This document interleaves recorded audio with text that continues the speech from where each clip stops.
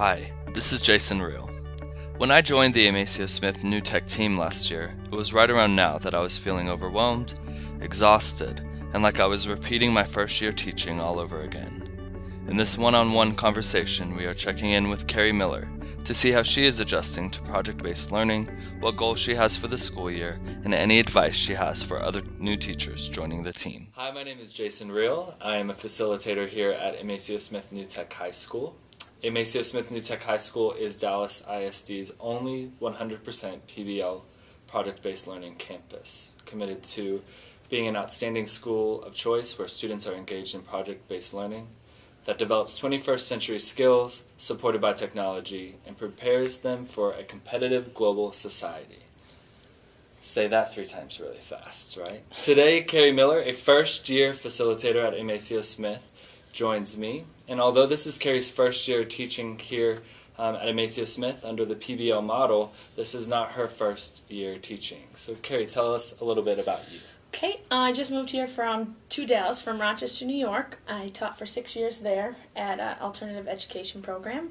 I have my master's in teaching and curriculum from the University of Rochester and my bachelor's in English literature from a state school there. And I guess that's it. Excellent. So what is it that you love about teaching?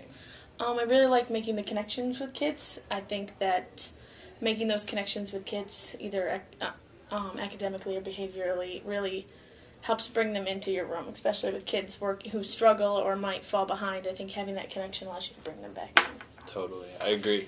What has your teaching environment been like in the past? I taught in an alternative education, so that was for kids who were academically or behaviorally not able to be in a traditional setting. So they put them in a smaller setting, and it was traditionally for kids who might drop out if they didn't have this program, so to try to keep them in school and graduate.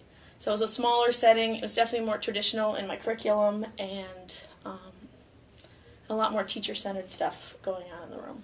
Got it. So what were your perceptions then about project-based learning before you started here?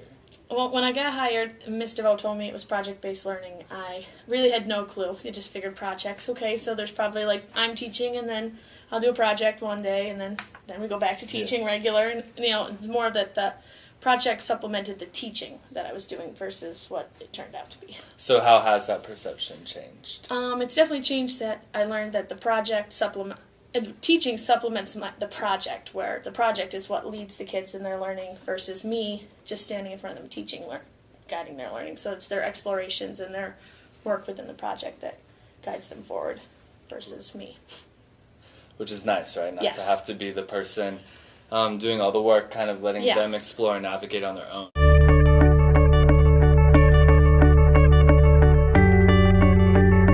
What is a goal you have for this school year?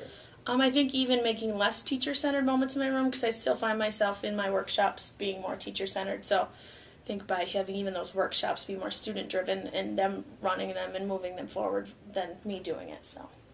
Awesome. Do you think it's important for educators to make annual goals before starting the school year? Yeah, I think that without goals, you can't really reflect on your teaching, so you can't get better, because if you don't have a goal, when you reflect, what do you get? What does it matter, right? You reflect and then you don't do anything to fix it. So if you set the goals, you can then see if you reached them, change your goals, move them around as you go through the reflection process.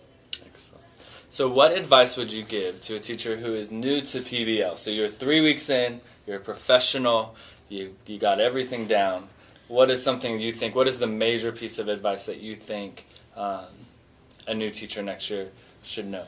I think that to get rid of their preconceived notions of teaching and to just go with the flow and change, because I think that without the change, you're never going to get better. And honestly, I think since changing into this, even in this short time, that I think it's made me a better teacher already.